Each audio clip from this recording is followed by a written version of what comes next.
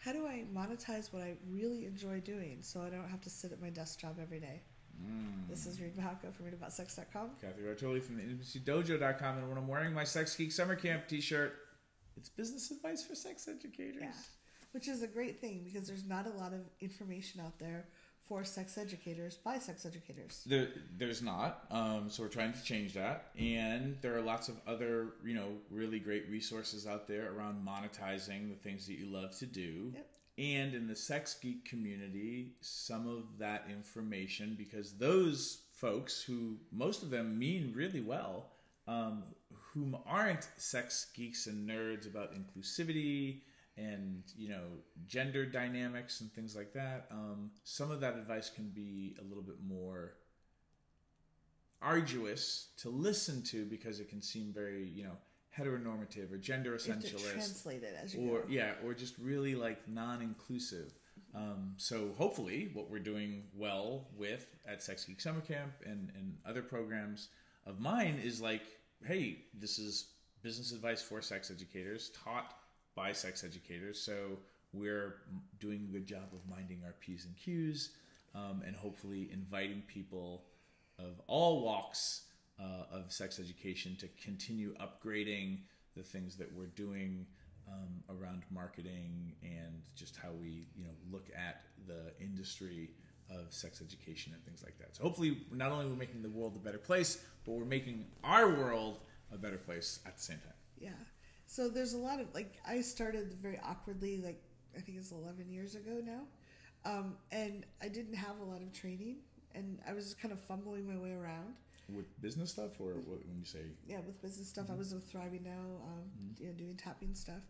And luckily, Rick, my business partner, had been doing this for longer. So he had, he mentored me some. And then I started digging into different marketing, different marketers. And there's a lot of stuff that just made me nauseous. And I just very negative, pain-based selling. And then I was lucky enough to find some people that were very loving and let's inspire people. So listen to your gut on some of this stuff. If some of it makes you feel really uncomfortable, don't go there. It's okay to say, no, I'm going to find a different way.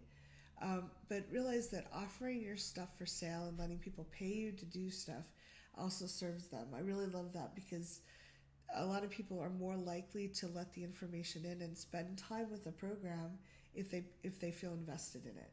So if they paid you some money, and then there's a nice flow, a win-win. You're providing them organized information in a way they can learn it easily, and they're getting what they need out of it, and you're also getting supported. So if you have any resistance about letting money flow in around that, that's one thing that helped me. That I was like, oh, this is a synergy. We're helping each other. Yeah, and again, if you're trying to make a living off of doing education exclusively, that kind of requires for you to have some sort of income coming in for most of us to pay our bills, because that's what making a living means. And if for your own congruency, you're like, but this information everyone needs this information, so I can't charge for it because then I'm excluding people who can't afford it, then what I would advocate for is to do basically what you're experiencing right now, is that my YouTube channel is for free. Almost all the advice I have to give, except for the super new stuff, the stuff I'm learning and implementing, all of that stuff's already on a video that you're watching for free.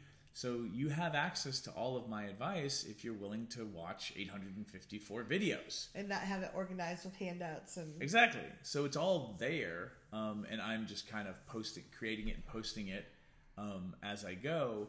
But if you need something more succinct, something with more structure, something more focused, and lead you through a process of discovery with support, then you need to pay me. I invite you to pay me for that experience, because that's how I pay my bills, so that I can continue doing this stuff for free and, not get, be able to sustain the business and continue doing what I'm doing.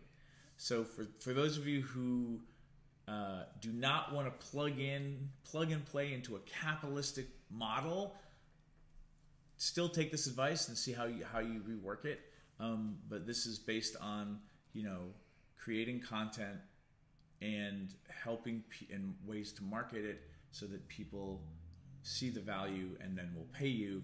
And then there's the added bonus that Cathy already mentioned, which is people tend to do the courses that they paid for. Not always. Not always, but as somebody who has given as a gift certain courses to many people, and I know they've never done it because I can look at the computer system behind and see they've never even logged in. I have a lot of evidence, maybe yours is different, that when you gift people things, they tend not to do them. I'm also a big fan, if you have a desk job that's paying your bills, I'm a big fan of don't quit your desk job until you have the infrastructure set up and you have evidence that the income you're bringing in is going to be able to sustain you. A lot of people get very excited and they're like, oh, I'm going to quit now. And it does take a while to build up things, though it's much faster if you have the support and guidance of people that have already gone through the path. Yeah, there's some advice to jumping and building the parachute on the way down. However, if you already have a parachute, maybe you want to keep that parachute and then have a backup. Boom. Analogy. Achievement unlocked. Leave your comments below. We'll leave it on that. Thanks for writing in. Thanks for watching. If you'd like to subscribe to my social media, it's right there. And please subscribe to this channel there. If you'd like to see more goofy Reid and Cathy, there's more videos there. See them. Why are they there?